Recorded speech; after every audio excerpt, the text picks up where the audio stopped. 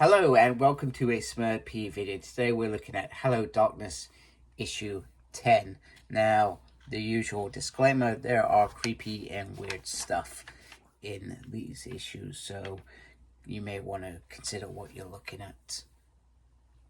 So this is written by, so you got Robert Hack doing his usual one-pager, Granny Hags from Hell by Drac Morda and Bolet and Swaffula Bolet.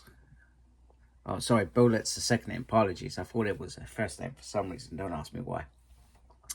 James Tynion the fourth is on Something is Killing the Children, part 5. A Friend of Mine by Dan Abnett, and The Devil in the Corner of Your Eye by Guinevere Valentine. Apologies, I will try and stay on track. I seem to be having a sneezing fit, which is very, very annoying. Now, there's lots of great artists on this. I apologize. I'm not going to read out all the names, otherwise I'll be here all day. There's 5 different stories. So, Hack's usually got the usual stuff going on. Do you have a moment to talk about our unspeakably cruel Lord and Savior, Teru the Vast? No idea what that is. And then you just got, how does he draw us so sad? He delights in our sorrows. And then it costs more to fix than it's worth in terms of the child who's got perhaps a sore egg. You better off selling him off for parts. I thought that was quite funny. So we got Grannies from Hell. So there is a meteorite coming in the vicinity, and you got this radio broadcast, and very weirdly, these grannies just start turning into sort of weird sort of creatures and start killing everything in the poor baby. It's quite brutal. I've got to say, I really did enjoy the art on this one. It just goes from just normal sort of sit-in to crazed out bonkers, burning herself granny. No idea. Nobody knows why this is happening or why these attacks are happening. However, it creates chaos. So, you know, you can imagine all the old people in the world or your country just turning on you and beating the hell up. That would be quite scary and would probably make an interesting film, I suspect. But why are they changing? We have no idea. We have no idea. And they're just like, oh, she's at peace now.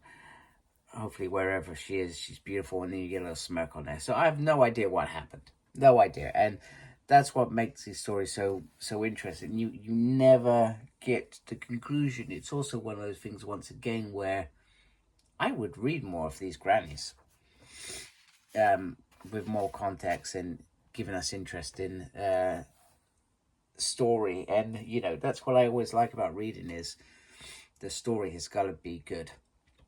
So, Erica is still in the bar, and she's trying to pump this guy for information.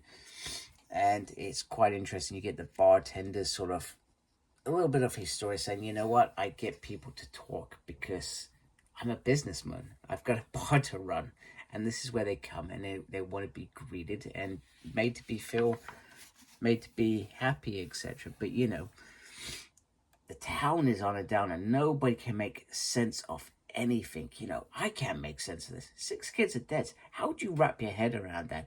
And most normal people in this country would also think, 6 kids, how, you know, if that was related to your world, how would you comprehend that? It's quite an interesting thing. But he starts alluding that she knows more than she's letting on. So she's trying to pump him. However, he's very, very, very good. And it also starts me to lead that there's perhaps more to this than just your average monster. Maybe there's not a monster going on here.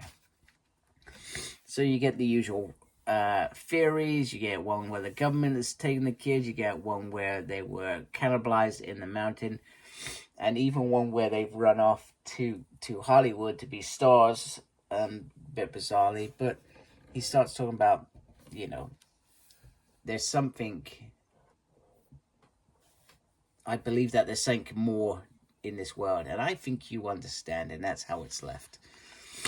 So very, very easily. Our next story is a friend of mine. So we've got a writer who is trying to tell a story, an old story about an old house, and I think his name is Pete, but he sort of makes up his name as, you know, he's going to be called Jeff or something like that. He's trying to decide names. Yeah, let's call him Jeff. And this is meant to be a sort of ghost story. And Jeff, so you can see how it changes from that. And he changes his name as he goes along. So he begins with they're just moving into this house. They know nothing about this house. And he sometimes jumps in with, maybe I should tell him about the road. No, the road's for later. The road's for later. So he just starts telling a story about this couple. They move in and how things just weirdly appear. For example, like coins. And then next they hear a sort of bang, and all of a sudden there's keys. And sometimes these keys lock doors. Sometimes they don't. Sometimes it's a bit bizarre. And then there's the gate. The gate was squeaking. Now, I did want to go back. No, the gate is there. The gate is there. Yeah, the gate squeaks. So the gate was always there. I thought that the gate wasn't there. So the gate always squeaks. So he decides to take it off. However, the gate still squeaked every now and then. Then he goes onto the road that has always been there.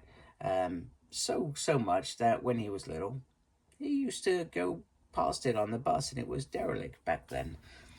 The road was, built for Romans, back in Romans, and before that. It's been there for a very long time, and it feeds on to larger things like this standing stones. We've got up the road, we've got a traffic accident that happened a month after Jeff was born. The classic phantom hitchhiker story had begun. And then he just sort of stays there, and he sort of starts figuring. One thing I thought was weird and actually bizarre is his wife just disappears. So I'm gathering underneath the story, his wife left him.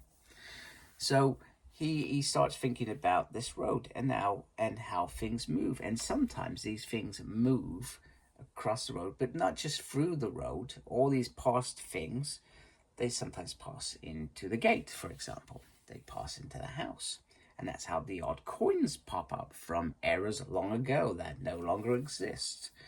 And it's just sort of weird, and but nothing bad really happened. It was just weird occurrences.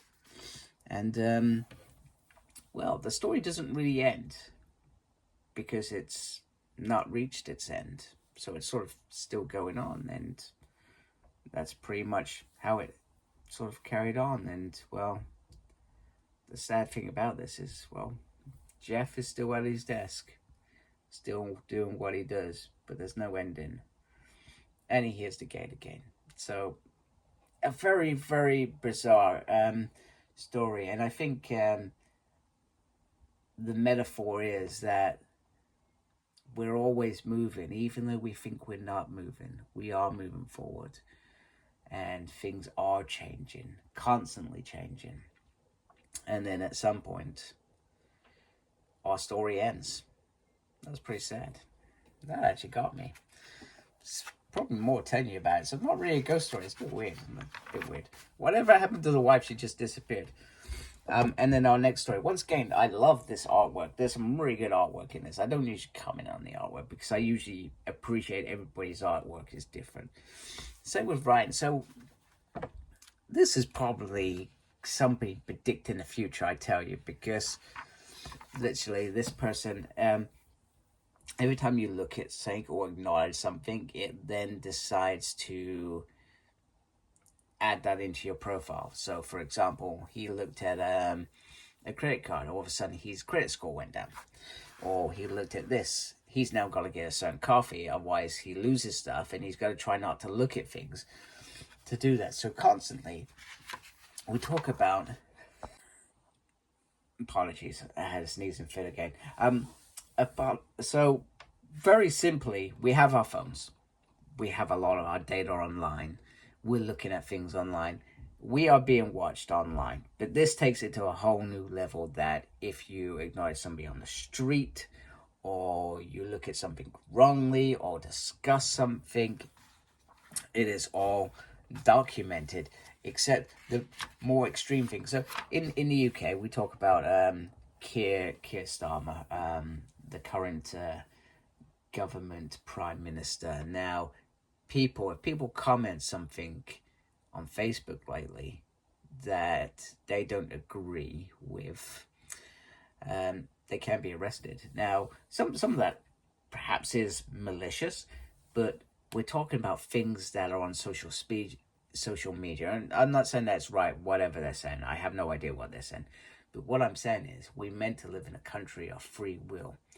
Now, maybe it starts with that. Maybe it moves to the extreme, because now he looks at his phone, for example, and all of a sudden he has a squad car putting up to arrest him, because he's looked at too many things and they think terrorist.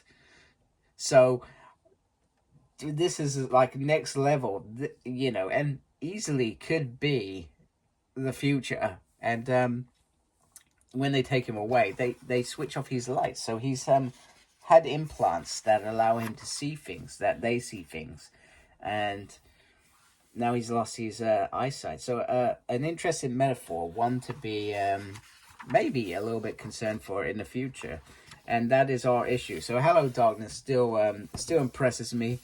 Still some great stories in there, some that baffled me, some that are just weird and interesting and just sort of metaphors. But yeah, it's all good stuff. I really enjoyed this. So if you like my video, do support my channel by subscribing. Thank you for taking time to watch this video. Really do appreciate it. Make sure you look after yourself, very important. Thank you to everybody that subscribed, and embrace the geekiness. Take care. Goodbye.